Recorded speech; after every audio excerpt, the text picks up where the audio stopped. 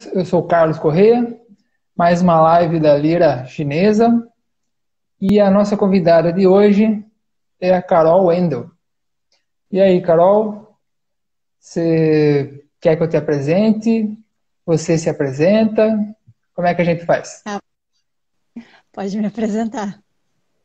Tá. A Carol é doutora em ciências, ecologia aplicada, né, na área de ecologia aplicada e na linha, assim, mais especificamente de educação. E ela é mestra em Química e licenciada em Engenharia Agronômica. É isso? Não, não, é bacharel em engenharia agronômica e licenciado em ciências agrárias. Ah, muito bem. É, bom, então você quer complementar alguma coisa do que eu falei? Consertar? Não, não. Eu só queria explicar como é que eu fui parar aqui, né? Assim, é bem diferente da minha formação esse tema, mas o que aconteceu é que eu estava no... Vou contar brevemente, assim, a história. Eu estava no Uhum. primeiro ano da faculdade e aí um amigo convidou para participar, para assistir uma aula, uma palestra do tal. Aí a gente foi lá, eu assisti, eu achei interessante, mas não para aquele momento, assim. Tipo, é legal, mas não agora. Aí o tempo passou, daí eu tava no último ano da faculdade. Aí, sabe esses momentos assim que você quer buscar um significado maior para a vida e tudo que eu aprendia na faculdade ainda eu queria algo mais do que aquilo. Aí eu lembrei daquela palestra que eu fui no primeiro ano e eu voltei lá. Aí eu comecei a comecei a fazer parte desse grupo, né? Eu gostei bastante de participar. E quem orientava esse grupo era um senhor de Singapura chamado Sim Sung Hock. E teve um dia que a gente chama ele de Mestre Sim. Então teve um dia que eu perguntei para ele assim, ô mestre, teria algum trabalho, assim, você sugeriria algum trabalho, alguma coisa que eu poderia estar fazendo, né, assim, em relação a esses temas que a gente trabalha, que a gente estuda? Aí ele falou que um tema bem interessante que ele sugeriria que eu trabalhasse, que eu estudasse, seria os analetos. Ele falou que ele a vida inteira dele, ele praticamente ele estudou o Confúcio, né? E ele falou que esse seria um tema bem interessante, assim, de apresentar para os brasileiros, né? E indicou que eu estudasse esse livro. E ele iria me ajudar, assim, eu poderia estar escolhendo as frases, os trechos, né? Interessantes, assim, e ele estaria explicando essas frases desse livro. Daí eu concordei e a gente fez esse trabalho. Então, eu separei as frases do livro em temas. E aí eu lia para ele e ele me explicava, fazia a explicação dessas frases que eu trazia. E era um trabalho de muita tradução. Por quê? Porque eu não sou fluente em mandarim e o mestre Sim também não é fluente em português. Então a gente precisou de muito trabalho de tradução. Então até queria agradecer aqui a Lúcia Helena Nobre Souza e o Lin, o Qian Chen Lin. Desculpa, Lin, não sei se eu pronunciei certo o seu nome, mas eu queria agradecer, porque se não fosse a tradução deles, esse trabalho praticamente não teria como acontecer. E tem uma questão, assim, como é um trabalho de tradução, e a cultura é muito diferente, a cultura brasileira atual e a cultura chinesa de mais de 2.000 anos atrás, né? A linguagem como esse livro foi escrito. Então, tem essa questão da tradução de conceitos, que tem conceitos que é praticamente impossível você encontrar a palavra exata que vai traduzir aquilo que os escritores dos Analetos quiseram dizer. E além da linguagem, né, tem toda essa questão cultural e temporal, né? China e Brasil e época atual e 2000 anos atrás. Então, nessa questão, vai ser bem interessante a gente estar trazendo esse trabalho para vocês também aqui no Instagram. Os comentários que vocês, né, quiserem fazer vão ser de grande valia, porque isso vai ajudar a gente a adaptar esse conteúdo a uma linguagem que seja mais adequada ao nosso tempo e à nossa cultura. Então, esse é um desafio que eu e o Carlos a gente vai trazer para vocês agora. E... Opa! Vamos dizer assim, é um início, né? A gente não, Sim, né, a gente não sabe como é que vai ser, né? Como é que vai rolar, né? Então a gente faz, né, essa primeira, vamos dizer assim, essa primeira conversa, né, sobre os analetos, né? Vamos ver se a gente consegue fazer um desdobramento a partir disso, né, de alguma forma, né? Então, vamos lá então, né? Você quer começar com a primeira? sim. A primeira, qual que vai ser? Assim, você pode falar, o Carlos fala a frase e eu passo a explicação do mestre sim, e daí depois a gente comenta. Pode ser? Uhum.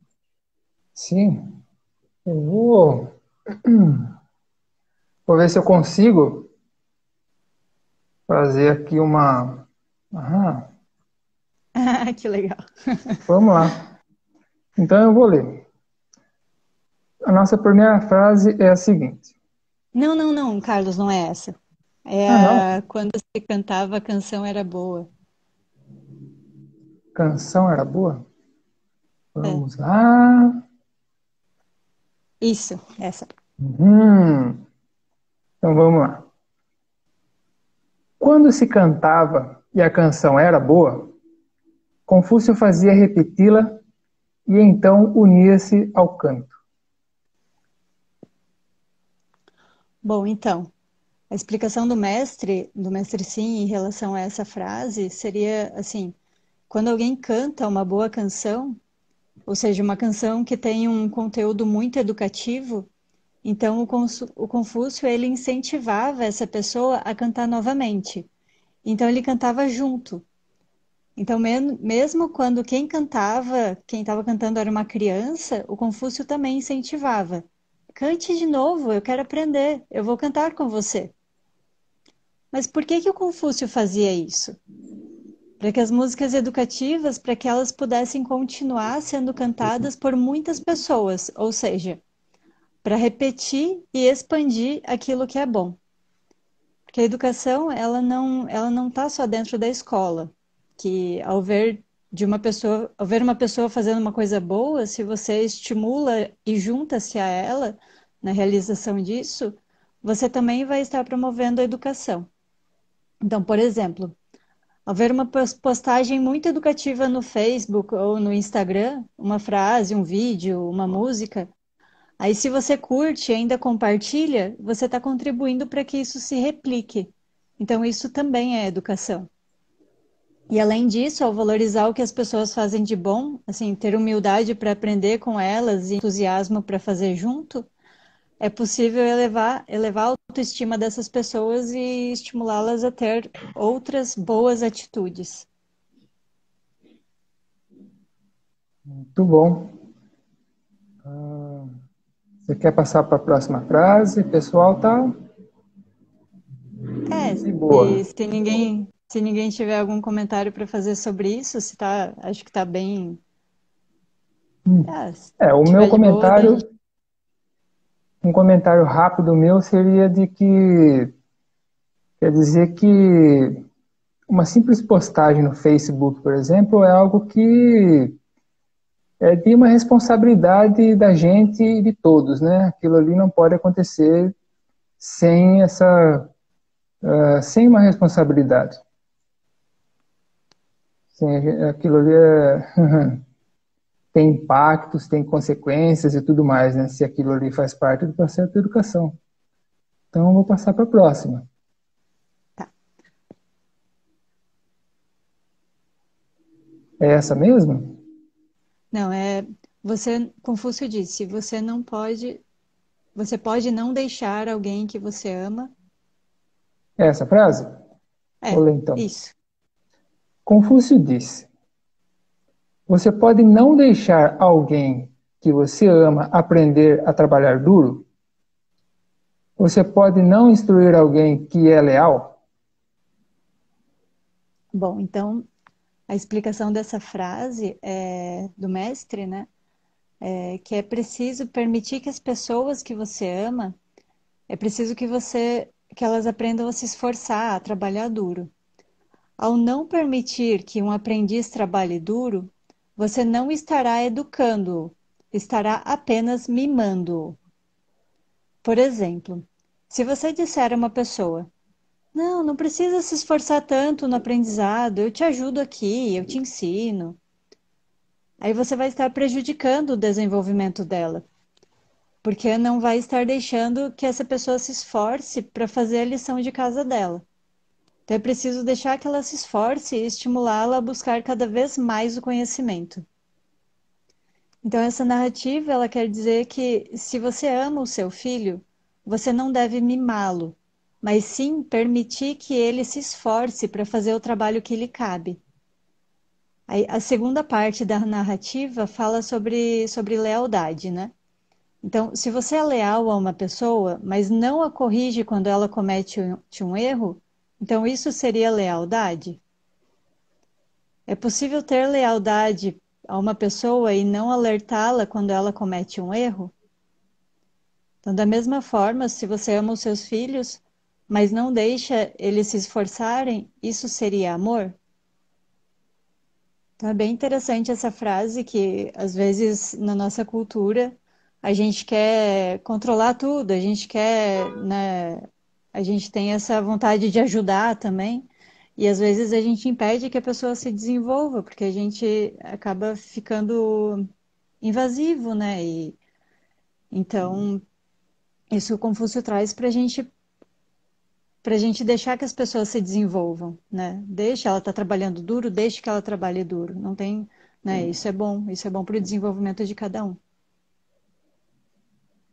Entendido.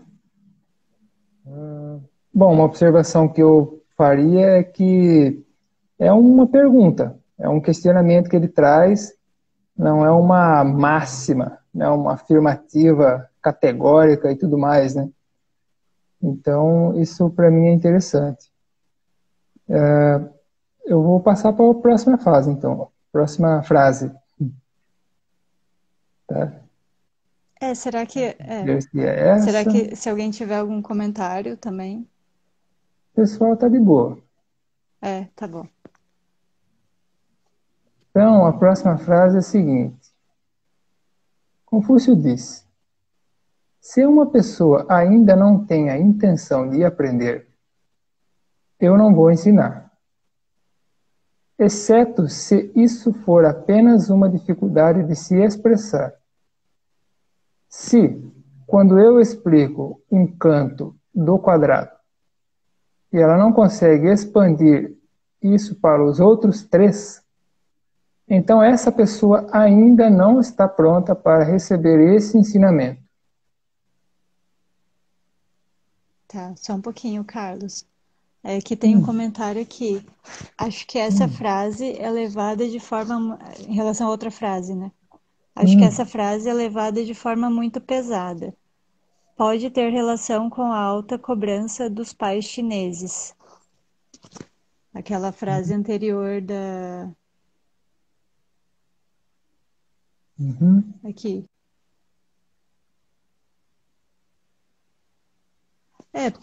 Realmente pode ter uma relação com essa cultura deles de deixar que os filhos se esforcem bastante, né? Mas se a gente for comparar, às vezes, ou uma cultura bem rígida, ou, por exemplo, também tem aqueles filhos que às vezes não se esforçam nada, daqui a pouco já estão xingando os pais, não estão respeitando os pais. Também são dois extremos, né?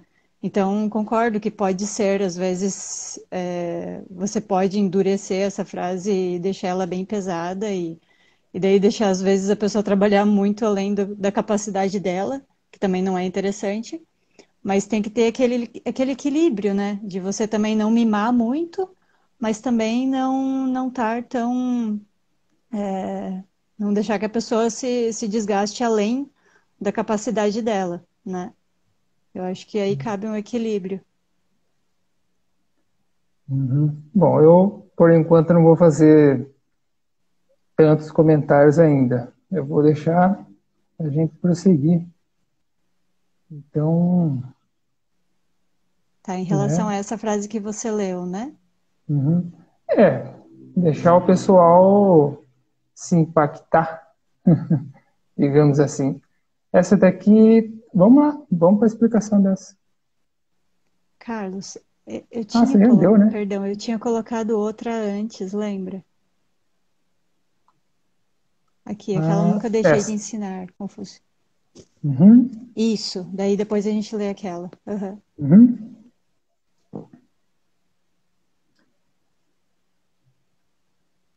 Olá, Pode pessoal. ler. Vamos chegando, vamos chegando. Bom, eu vou ler mais esta aqui.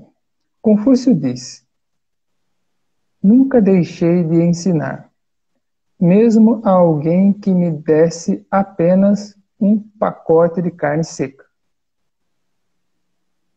Bom, então a explicação do mestre para essa frase é que naquela época não existia educação pública ou gratuita. E para você obtê-la, era preciso pagar caro. Mas Confúcio nunca deixou de ensinar alguém que quisesse ser seu aluno, por mais pobre que essa pessoa pudesse ser. Confúcio queria que todas as pessoas tivessem acesso à educação, mesmo que a única coisa que elas pudessem pagar fosse um pequeno pacote de carne seca. E naquela época não existia dinheiro, e a carne seca era um alimento ao qual as pessoas pobres tinham acesso, porque era uma carne conservada, não era uma carne fresca. Mas ainda assim, a carne seca era o que os pobres tinham de mais precioso na sua refeição. Ou seja, mesmo sendo algo de pouco valor, ainda assim era uma retribuição digna de respeito e de consideração. Então, outro aspecto importante que pode ser obtido por meio dessa narrativa consiste nesse costume de pagar ao professor. Esse pagamento, ele demonstra a atitude do aluno em querer aprender. Além disso, quando se paga para um professor, é como se a pessoa plantasse uma semente. Quando ela ouvir os ensinamentos, essa semente ela pode crescer. Atualmente, há muita coisa gratuita que as pessoas não conseguem nem aprender e nem valorizar, porque elas não plantaram essa semente, elas não doaram, não ofereceram nada em troca desse ensinamento. E o ponto principal dessa narrativa é que o Confúcio queria que todas as pessoas pudessem ter educação, mesmo que pagasse o mínimo. Ele aceitava e dava a educação equânime. E qual era a educação de Confúcio? Todo o conteúdo dos 4 livros do confucionismo. Ou seja, mesmo que a pessoa só pudesse lhe dar um pequeno pacote de carne seca, ele oferecia toda a educação de virtude, toda a educação do que eles chamam de homens santos. Muito bem. Bom, o pessoal está de boa. Bom, eu, da minha parte, eu poderia fazer assim, vamos dizer assim, como é que eu vou dizer, um detalhamento assim enorme sobre um monte de, né, por exemplo, você tem o U ali, você tem o outro U, você tem Xin ali, você tem Shan, tem um monte de, né, no chinês, né, tradicional, que dá para gente, assim, montar outra frase aí, traduzir de outro jeito, fazer uma outra interpretação, assim, bem mais, né, enfim, mas eu, né, vamos passar para outra frase e o pessoal vai tomando, assim, um primeiro contato com várias frases aí, né, a gente vai deixando rolar aí. Ah, se Então, você quiser falar sobre o que você viu, Aliás, sobre os Hum, 4 livros, seria uma interpretação neoconfucionista? Sushi. então, Matheus, pois é, você pode, vamos dizer assim que, então, eu não ia entrar num tema assim agora, né? Eu ia deixar isso aí um pouquinho, sim, Nêncio, isso. Eu ia deixar essa parte aí para falar um pouquinho mais para frente, né? Porque assim, eu acho legal o pessoal, né, ir tomando contato aí com as frases e eu não ficar assim me intrometendo tanto no meio agora. Mas isso que você falou da interpretação neoconfucionista dos 4 livros, você está no caminho certo aí. Paro por aqui. Depois a gente pode voltar. Aí a gente, vamos para a próxima frase, né? Eu acho legal dar uma. A próxima, eu acho que eu tenho que voltar aqui, né? É Era aquela que essa? você leu antes. É dos 4 cantos. Os 4 cantos. Essa aqui a gente já foi, né? Aquela Confúcio Já. disse, se uma pessoa ainda não tem intenção de aprender, Ah, isso, essa aqui. essa. Muito bem. Só, Confúcio. só antes de você começar, eu tinha um comentário Hum, ali falando do discípulo principal do Confúcio, né, que ele morreu na pobreza, mas ele teve uma doença e morreu, né? E sobre essa questão da busca, né, dos discípulos do Confúcio, tem outras frases mais para frente que a gente vai explicar essas coisas. hum. Yang Wei. Bom, vamos lá então. Vou ler a próxima. Muito bem. Confúcio diz: se uma pessoa ainda não tem a intenção de aprender, eu não vou ensinar, exceto se isso for apenas uma dificuldade de se expressar. Se, quando eu explico um canto do quadrado, ela não consegue expandir isso para os outros 3, então essa pessoa ainda não está pronta para receber esse ensinamento. Hum, Bom, a explicação do mestre Sim em relação a essa frase é que a educação de Confúcio tem 2 condições. Uma é o aluno ter vontade de aprender. A outra é o aluno ter condições de sentir aquele conhecimento, mesmo que ele não saiba ainda como se expressar em relação a isso. Confúcio com certeza vai ensinar. Já se um aluno não satisfaz essas 2 condições, se ele não quer aprender e também não tem capacidade para isso, o Confúcio não vai ensinar essa pessoa. Isso não tem mais relação com o pagamento, em relação à frase anterior, né? Por exemplos e aplicações práticas. Quando você lê um texto, se você conseguiu compreender, mas ainda não sabe como expressar aquilo que está no texto, então Confúcio poderia lhe orientar nesse aspecto. Mas se você lê um texto e não faz ideia do que seja aquilo, se você não consegue sentir nada, então o Confúcio também não vai conseguir te orientar em relação a esses ensinamentos. Quando os alunos estão cansados e perguntam ao professor: professor, ainda tem mais coisa para aprender? Aí o professor responde que não. Não significa que ele não tenha mais coisas para aprender, mas sim que se o aluno já está cansado e não quer continuar, então nessa hora o professor também não vai ensinar. Então, a educação do passado era muito diferente dessa que conhecemos hoje. Então, ensinava-se sobre as virtudes da natureza humana. E o professor, ele não exercia pressão sobre o aluno, porque cada pessoa tinha o seu momento para aprender. Já a educação de hoje é diferente. É de acordo com a exigência da sociedade, do país, do mercado. Não é uma educação das virtudes da natureza humana. Então, exemplos, aplicações práticas. Se o seu país quer que você vá para a guerra, ele vai exigir que você aprenda a matar. Mesmo que você não queira, você terá que fazê-lo, pois essa é uma necessidade do governo do seu país. Mas é possível chamar isso de educação? a última parte dessa narrativa, bom, agora voltando à narrativa que o Carlos leu lá em cima, né? A última parte dessa narrativa tem duas explicações. A primeira diz que quando Confúcio explica um canto do quadrado e a pessoa não consegue expandir esse conhecimento para os outros três cantos, isso significa que essa pessoa ainda não tem sabedoria. Então, Confúcio não vai ficar repetindo esse ensinamento para ela. A segunda explicação, ela diz que quando Confúcio fala de um aspecto do conhecimento e a pessoa não consegue usar outros três pontos de vista para ver. Peraí, me perdi aqui, só um pouquinho.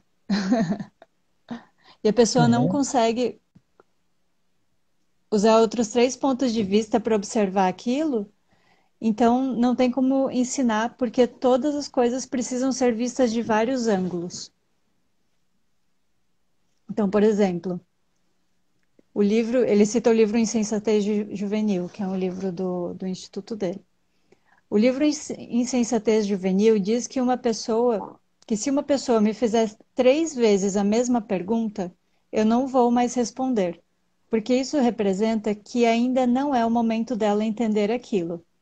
Não adianta repetir a quarta vez. É melhor esperar ela crescer, se desenvolver, ter mais experiências, aí ela vai conseguir entender. E ao falar sobre um ensinamento pela primeira vez, uma pessoa muito inteligente vai entender na hora. Ao falar pela segunda vez, aquela que não é tão inteligente também vai entender. Ao falar pela terceira vez, ou seja, se depois de explicar sobre algo de 3 formas diferentes, a pessoa ainda não conseguiu entender, então isso significa que ainda não chegou o momento dessa pessoa entender aquilo. Então não convém ficar insistindo em tentar explicar. Caso contrário, será como aquelas mães que repreendem seu filho de forma insistente e não percebem que não adianta. Mesmo que elas o repreendam 100 vezes, se o filho simplesmente não consegue entender aquilo, não adiantará nada continuar repreendendo. Os chineses, eles ensinam que se uma criança não consegue obter sucesso na escola, você não pode obrigá-la a continuar estudando. Você deve dar oportunidade para ela entrar na sociedade. Assim, ao invés de aprender na escola, ela receberá a educação da sociedade. Há crianças que, na sua própria cidade, não conseguem ser educadas, porque a educação lá é ruim. Então, os pais a levam para outra cidade para uma melhor educação, um melhor ambiente, uma melhor cultura. Isso é educação. Mas hoje em dia o ser humano sabe disso? Não. Mas os chineses, pela necessidade de uma melhor educação para os seus filhos, eles se mudavam. Você sabia disso? Pois é, né? Aí tem uma pergunta aqui, Carol. Diga. É, deixa eu só me. Opa, não volta? Pois é, eu sempre Aqui. entrava no computador, então aqui no celular eu não sei, Uhum. É só para eu não eu sei mexer voltar nos aqui para ver as computadores. perguntas, que é mais fácil. O Matheus perguntou, Carol, como você vê essa ideia aplicada à sala de aula hoje no Brasil, que é obrigatória? Eu acho que essa ideia. Acho que era da outra frase, eu perdi aqui.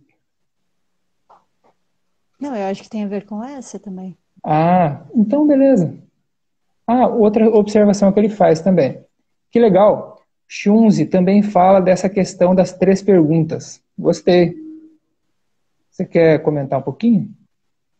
É sobre aquela pergunta do Matheus da como que é em relação à forma como a educação acontece aqui no Brasil, né?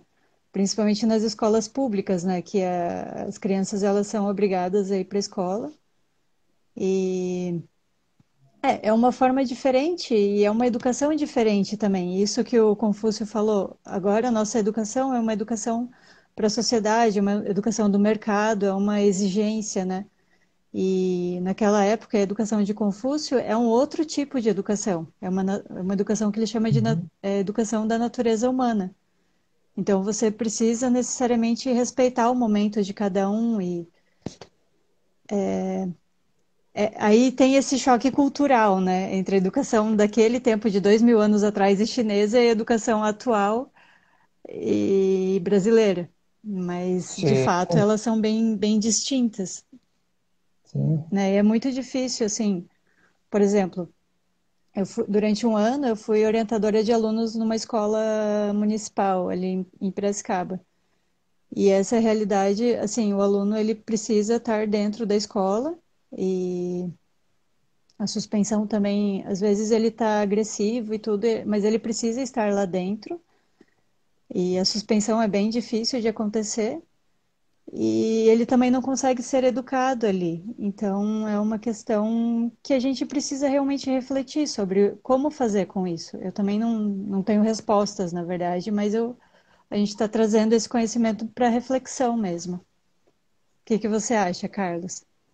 Eu, então, na verdade, eu me seguro bastante, assim, porque, nossa, né? Imagine, né? Carlos vai querer falar de tudo sozinho aí. Mas antes de dar meu ponto de vista, eu vou ler outro comentário aqui do Matheus de novo. É. Matheus diz, legal demais. A própria mãe de Confúcio e de Mêncio mudaram de cidade para seus filhos estudarem. Pois é, né? Aqui, Sofia na sala de aula. Pergunta: quando são feitas essas leituras dos analetos? Gostei bastante. Você quer responder, Carol? Ou eu respondo? O que você... Ah, Prioridade é então, sua. Sofia, tá. Eu vou tentar responder daí que você quiser complementar. Essa live é uma live inicial que a gente tá fazendo para experimentar como é que tá acontecendo, mas são bastante frases, bastante trechos, né, para serem estudados e a gente vai ver se vai, né, existe essa intenção de fazer mais lives nesse sentido. A gente vai ver como é que é a demanda das pessoas em relação a isso. É isso, Carlos. Pois é, né? Eu, por mim, a gente pode fazer aí um projeto aí, sei lá, uma leitura semanal dos analetos, ou uma leitura quinzenal dos analetos, ou uma leitura mensal. Sim. A gente pode fazer aqui no perfil da Lira mesmo. Enfim, né? A gente está aberto aí as propostas aí para a gente fazer mais disso, né? E fazer né? E assim aprofundando cada vez mais, né? Do meu ponto de vista, isso daqui que a gente está fazendo agora é assim agradeço. Se houver uma leitura semanal, vou tentar acompanhar. Valeu. Façam, por favor. Beleza, Matheus? Legal. Então, assim, do meu ponto de vista, é assim, do jeito que, assim, do meu ponto de vista, é assim, a primeira, sabe, um primeiro contato, um primeiro, assim, bem, vamos dizer assim, bem de boa mesmo, né? A gente tem muito, vamos dizer assim, tem muitos tópicos que a gente pode discutir a partir usando outras traduções, criticando essa própria tradução que a gente está usando, sabe? Então a gente pode fazer, assim, do meu ponto de vista, essa aqui é vamos dizer assim, o que o Carol falou aí, né? Uma live inicial, né? Para a gente ver como é que vai ser. É isso. Deixa eu só ver outro comentário. Rolava demais essas leituras. Conserta, o Bruno Lopes está perguntando. Eu estou perdendo a pergunta dele aqui. Rolava demais essas leituras com certa regularidade, hein? Opa, então, se vocês tiverem afim, a gente faz aí um projeto regular aí. Podem ficar tranquilos. Depende muito do que vocês, do feedback de vocês aí, né? Do meu ponto de vista. Ah, para mim também, porque frases tem. E é super interessante trazer isso para vocês, para a gente estar vendo, até com base nas perguntas, nos comentários, vendo o que procede, quais são as questões que a gente precisa levantar mesmo em relação a cada uma dessas questões, é bem interessante, assim, eu acho, por mim. Maravilha. Bom, a gente tem aí, vamos ver o tempo da gente, a gente tem aí uns 15 minutos, hein? Você quer fazer mais uma frase, Carol? Você acha que dá? Ah, eu acho que mais uma, eu acho que dá. Deixa eu ver o tamanho dela. Ah, acho Mais que uma dá. eu vou fazer meu malabarismo aqui. E eu vou passar aqui. Qual é a próxima? Você acha que dá para fazer essa? Vamos ver. Isso. Aham. Meus alunos, vocês acham que eles ocultam algum conhecimento? Você quer fazer essa? Aham. Tá, vou É, ler se a essa gente não então. conseguir terminar, a gente começa com essa na próxima, alguma coisa assim. Mas Sim. acho que consegue. Uhum. Então vamos lá. Confúcio disse: Meus alunos, vocês acham que eu lhes oculto algum conhecimento? Não, eu não escondo nada. E além disso, e em todas as minhas atitudes, eu exemplifico este conhecimento para vocês verem. Eu sou, este sou eu, professor de vocês. Bom, então a explicação do mestre Sim para essa frase é que Confúcio, ele estava sempre ensinando, estava sempre falando. Ele nunca escondeu o conhecimento dele. O quanto ele tinha era o quanto ele expressava. E além disso, aquilo que a fala não podia expressar, ele expressava através das atitudes. Assim, nenhum conhecimento podia ser escondido. Ele dizia tudo que podia ser dito, ele mostrava tudo que podia ser mostrado. Isso era ele, o professor. Confúcio era um professor que almejava que os seus alunos conseguissem acompanhá-lo, que ensinava, falava e mostrava tudo o que sabia, que continuava aprendendo sempre mais, para poder ensinar aos seus alunos. E não fazia isso porque ele precisava, mas sim porque seus alunos precisavam disso. Originalmente, não seria essa a essência de um bom professor? Então, essa narrativa, ela tem dois pontos principais. O primeiro, o que eu posso falar, eu falo, não escondo. Aquilo que eu não consigo falar, eu demonstro, eu executo. Então, Confúcio era a manifestação de todo o seu conhecimento através das suas falas, da sua conduta, da maneira como ele lidava com as coisas. E esse conhecimento não era um conhecimento dos livros técnicos, mas sim a manifestação do conhecimento do tal, o ensinamento de homens santos, a respeito das virtudes da natureza humana. Os Budas também eram assim. Obtinham conhecimento e ofereciam 100% aos seus alunos, em 100% da sua vida. Assim como os atletas nas Olimpíadas, eles manifestam toda a sua energia, não guardam nada. Um professor também manifesta todo o seu conhecimento, sem ficar guardando nada. Esse professor é um homem santo. Esse professor conhece a sua missão. Porém, na atual sociedade, há muito conhecimento que não é disponibilizado às pessoas. Um pouco é dado, um pouco é omitido.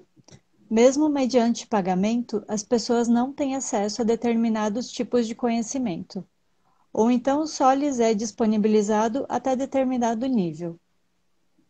Quando os professores de uma sociedade estiverem dispostos a elevarem o seu nível de conhecimento para poder oferecer mais aos seus alunos, então essa sociedade poderá considerar que tem bons professores. Porém, há um momento em que tudo o que deveria ser dito já foi dito, e não há mais nada a dizer.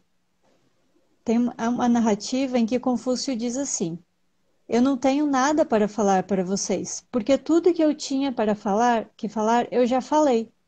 Então o aluno perguntou: mas professor, se você não fala, como nós vamos aprender? E aí o Confúcio disse: o céu fala? A terra fala?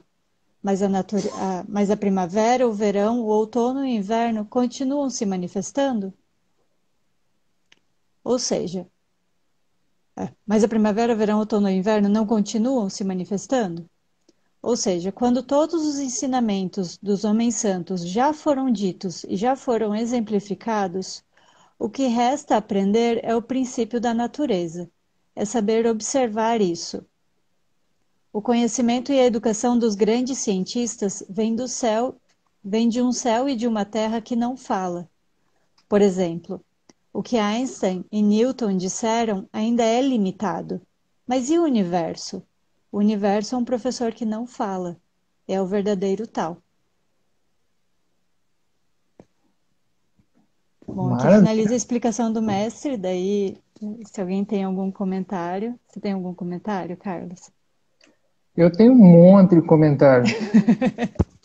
Tem um monte. Um monte, um monte. Eu vou fazer só um, tá? Eu vou fazer só um. Vou fazer um e vou dar um close aqui, close-up aqui, e eu vou mostrar aqui o seguinte. Aí eu só ia me manifestar, já apareceu uma pergunta. Interessante o Kalinaman. Kleinaman. Aí não sei se eu falei certo. Interessante essa questão do ensino das virtudes. É um outro tipo de professor, mais um mestre espiritual, quase um mestre zen, não é? O que você acha, Carol? Bom, eu não conheço o mestre Zen, então não saberia dizer se isso é ou não é. Mas a gente, hoje em dia, a gente relaciona isso talvez hoje em dia a gente relacione com o mestre espiritual. Mas essa é uma parte da educação que a gente tá deixando de lado, assim, pelo menos na educação formal, né? Uhum. E tem até relação com as outras lives aqui da Lira Chinesa, né? Falando sobre a relação entre filosofia e religião. Então é um assunto complexo. Pois é. Bom, então, essa pergunta aqui, o Kleinaman fez, é uma pergunta que para mim tem a ver com a pergunta do Mateus lá no começo, dos 4 livros e tal. Então, a gente tem aí acho que uns menos de 10 minutinhos. Eu posso falar rapidinho, Carol, ou você quer Ah, fica. falar mais alguma Não, coisa? fica à vontade. Fica à Tá, vontade. As frases, eu acho que a gente finaliza por aqui as frases, não vou mais ler mais nenhuma frase. Então a gente fica nos comentários e tá. manda Quem ver. quiser ir fazer alguma observação a mais aí, gente, pode ir fazendo. Ah, meu nome é Marcelo. Ah, valeu, Marcelo. Hum, Tá, beleza. Então, o que eu tenho para observar aqui é o seguinte: quando a primeira pergunta aqui, né, o Confúcio coloca aqui, ó. Meus alunos, vocês acham que eu lhes oculto algum conhecimento? Então, o eu ali, ó, tá aparecendo eu na tradução, né? O eu, aí ele tá aqui, ó. Esse aqui, ó, o O. Esse o aqui, ele é aquele o que ele tá sempre preparado, vigilante para qualquer um que vai ameaçar ele. Então, é esse tipo de eu aí. Daí, quando Confúcio fala aqui, cadê aqui? Não, eu não escondo nada. Então, esse outro eu, esse eu não escondo nada, aí ele aqui, ó. Opa, cadê meu dedo? É esse aqui, ó. U. Esses dois U aqui, ó, eles são importantíssimos, tá? Fiquem atentos a isso aqui, ó. Se vocês quiserem dar uma procuradinha aí depois, tá aqui, ó. U, tá? Então, esse segundo U aqui, ele é um eu que tem um número 5 em cima e uma boquinha embaixo. Então, 5, né, 5 bocas, vamos dizer assim, né? É um eu que não é que nem o outro que está preparado para, né, para se defender de qualquer ameaça e tudo mais. Esse daí é o eu que se relaciona, resumidamente falando. Então, é interessante fazer essa observação quando você vai para a tradução. Aí é para a tradução. Só na tradução você não vai conseguir, né, não pega isso, né? Estou dando uma complexificada na coisa aí, né? Você pode ver que tem um eu lá em cima na tradução e um eu aqui embaixo, mas ali né, aqui no chinesinho tradicional aqui, a gente tem, então, esse o, e, que é um eu, e o u, que é outro eu, outro tipo de eu, né? Vamos dizer assim, um eu e um eu nós, digamos assim. Só isso que eu queria dizer rapidamente. Outra coisa, falando da pergunta do Matheus e do Marcelo, relacionando com o mestre Zen e o Matheus relacionando com o neoconfucionismo. Pois é, as interpretações de hoje, no geral, vamos dizer assim, então tem uma linha grande aí de interpretação confucionista que pega desde lá da antiguidade, vamos dizer assim. Você tem o Confúcio primeiro, aí depois você tem duas grandes linhas sendo, vamos dizer assim, aparecendo, né? A do Xunzi, mestre Xun, e a do Mêncio, mestre Man. Então, a do mestre Xun, ela prevaleceu aí mais ou menos ali desde o começo da nossa era, né? Até o ano 1000, mais ou menos. Depois do ano 1000 para frente, aí o Mêncio que prevaleceu mais. Então, no primeiro momento, o Xunzi, ele tem né, o pessoal interpreta muito o Confúcio com base no Xunzi. Aí, depois do ano 1000 até mais ou menos, hoje em dia está meio assim ainda, aí você tem uma leitura do Confúcio com base no Mêncio. Então, aí sim, aí faz todo sentido, por exemplo, um mestre Sinrock falar dos 4 livros. Destacar os 4 livros para a gente ler o Confúcio. Faz todo sentido para mim. Entende? Faz todo sentido, por exemplo, você tem um...